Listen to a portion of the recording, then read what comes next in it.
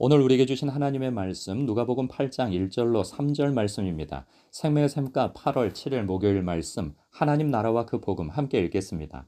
그 후에 예수께서 각 성과 마을에 두루 다니시며 하나님의 나라를 선포하시며 그 복음을 전하실세 열두 제자가 함께 하였고 또한 악귀를 쫓아내심과 병고침을 받은 어떤 여자들 곧 일곱 귀신이 나간 자 막달라인이라 하는 마리아와 헤롯의 청지기 구사의 아내 요한나와 수산나와 다른 여러 여자가 함께하여 자기들의 소유로 그들을 섬기더라. 아멘.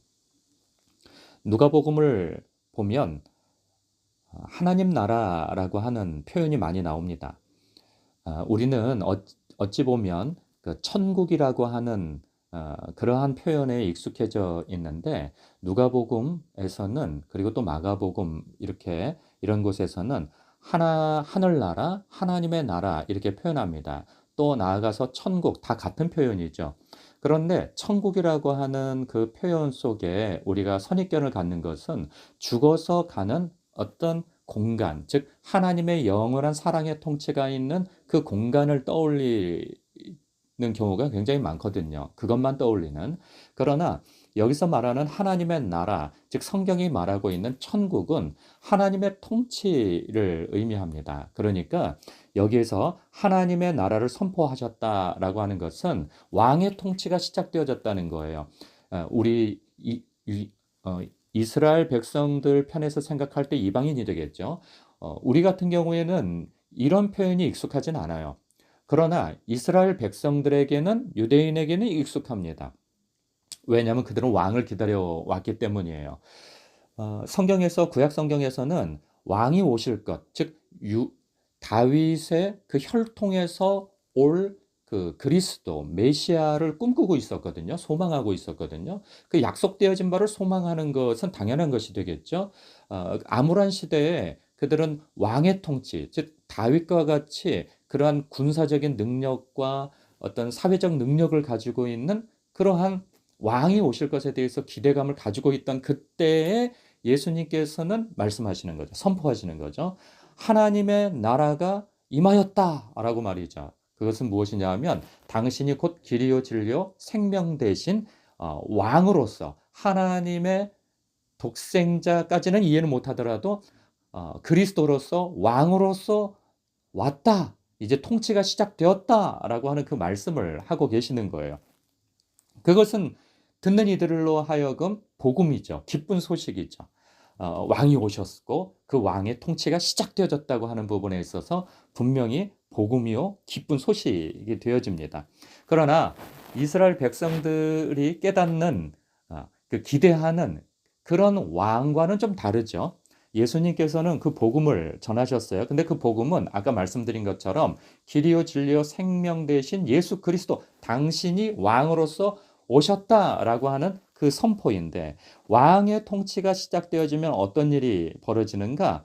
바로 앞서 보여지는 일들처럼 귀신이 쫓겨나가고 또한 병자가 고침을 받고 가난한 자에게 복음이 전파되어지며 즉 갇힌 자와 눌린 자가 자유케 되어지는 악한 마귀의 통치 즉 죄와 사망으로부터 자유케 되어지는 그리고 이 세상에서 눌리는 그런 모든 눌림에서 하늘이 주는 그 평강으로 말미암아 그 모든 것에 있어서 자유케 되어지는 그러한 능력, 은혜를 얻게 되어지는 것이죠.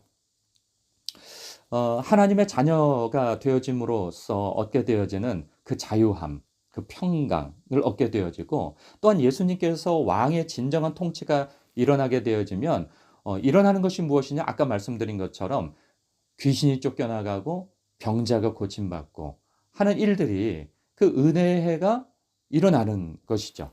은혜가. 그런 부분에 있어서 예수님께서 복음을 전하셨고 예수님은 이 일을 위해서 오셨다 말씀하셨습니다. 그리고 그 일을 행하고 계시는 거죠.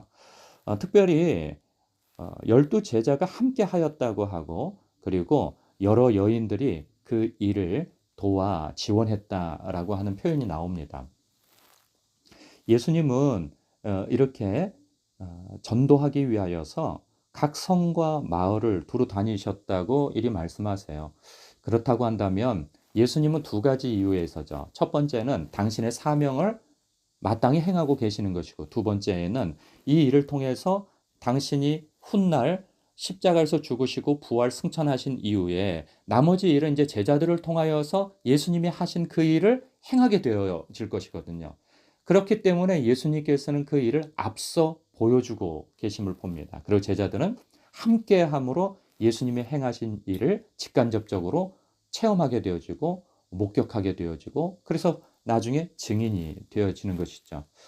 이 말씀을 묵상하면서 그런 생각이 듭니다. 누가복음 말씀 속에서 예수님께서는 끊임없이 우리의 영혼을 구원하시기 위하여서 전도 활동을 하시는 것을 보게 되어져요. 그 모습을 묵상하며 마치 12제자가 예수님과 함께하면서 보는 것처럼 말씀을 묵상해야 되겠다는 생각이 더욱 듭니다. 그리고 훗날 함께하였던 그 제자들이 예수님의 말씀에 따라, 그 가르침에 따라서 세상 끝까지 복음을 전하는 그러한 사역을 감당하게 되거든요. 그리고 오늘 소개되어진 여러 여인들도 예수님과 함께하며 예수님이 그 복음 활동, 전도 활동을 하시는 것을 뒤에서 물질적으로 지원하는 그런 사역을 감당하는 것을 보게 되어집니다. 교회가 무슨 일에 열심을 내야 할까? 그것은 영혼 구원이죠. 큰 범위에서 교회라고 하는 공동체가 행해야 할 일이고, 작은 범위에서 각 개인, 주님의 지체된 교회들인 각 성도들이 이 일을, 주님께서 행하신 일을 마땅히 또 행해야 할 것이며, 그래서 오늘 말씀에 보면 이런 적용이 나와요.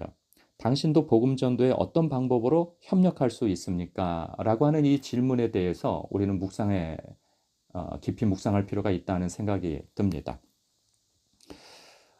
누군가는 물질로, 누군가는 시간과 마음으로, 누군가는 복음을 전함으로 말이죠. 우리는 이 일에 다 협력해야